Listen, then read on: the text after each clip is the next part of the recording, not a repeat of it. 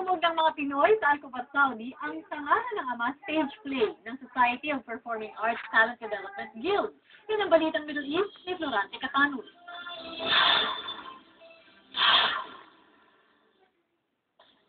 Patuloy na namayagpag ang stage play sa Eastern Saudi dahil sa dedikasyon ng mga opisyal ng Society of Performing Arts Talent Development Guild.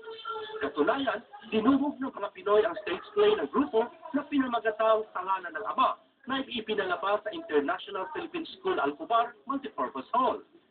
Ang dula ay istorya ng pangarap ng isang pamilya na hinadlangan mismo ng kanilang padre di pamilya gamit ang batas militar sa pagpapalakad ng pamilya.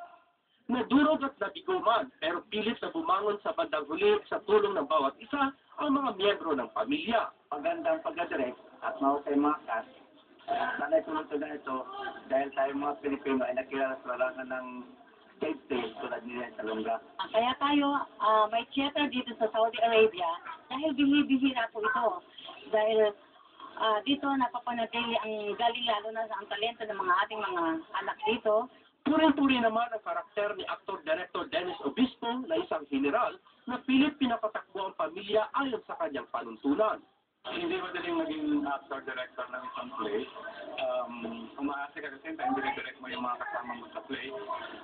Pero kung mahusay din naman yung mga artista mo, napapadali rin yung trabaho mo bilang director.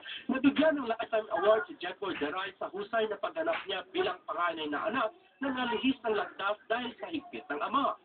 Salamat din ako kasi hindi ko inaasahan na magkaroon ako ng ganitong award kasi siguro matagal na ako sa FPA saka sinalihan ko lahat ng mga clinic o kaya nadulan ako ng ganitong karangan. Tumanggap din ng award ang ibang cast members ang isa pang play ng SPA na pinamagatang Gamo-Gamo sa East Avenue. Nagpabalita sa Middle East, Florante Catanus, Alcobar, Saudi Arabia.